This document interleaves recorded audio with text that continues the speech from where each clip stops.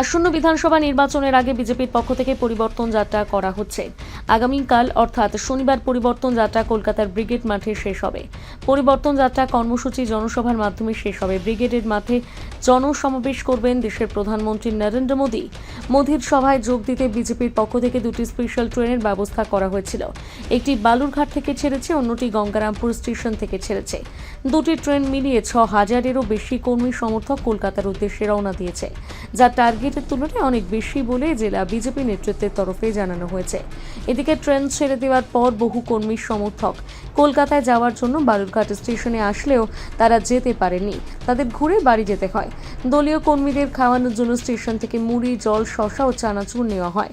শুধু পুরুষরা নয়, মোদীর সভায় যোগ দিতে মহিলাদেরও ভিড় যথেষ্ট ছিল বালুরঘাট স্টেশনে।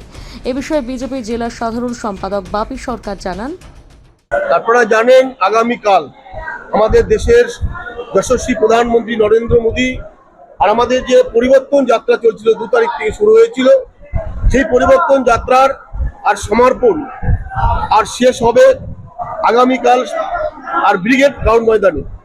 সেখানেই আর প্রায় 10 লক্ষ লোকের যে সমাবেশ, সেই সমাবেশে ঐতিহাসিক সমাবেশে আর অংশগ্রহণ করার জন্য আমাদের দক্ষিণ দিনাজপুর জেলা থেকে আমরা দুটো স্পেশাল ট্রেনে প্রায় 6,000-এর অধিক কার্যকর্তাকে নিয়ে আমরা সেখানে উপস্থিত হচ্ছি। একটা বালুরঘাট থেকে এবং একটা গঙ্গারামপুর থেকে দুটো স্পেশাল ট্রেন আছে।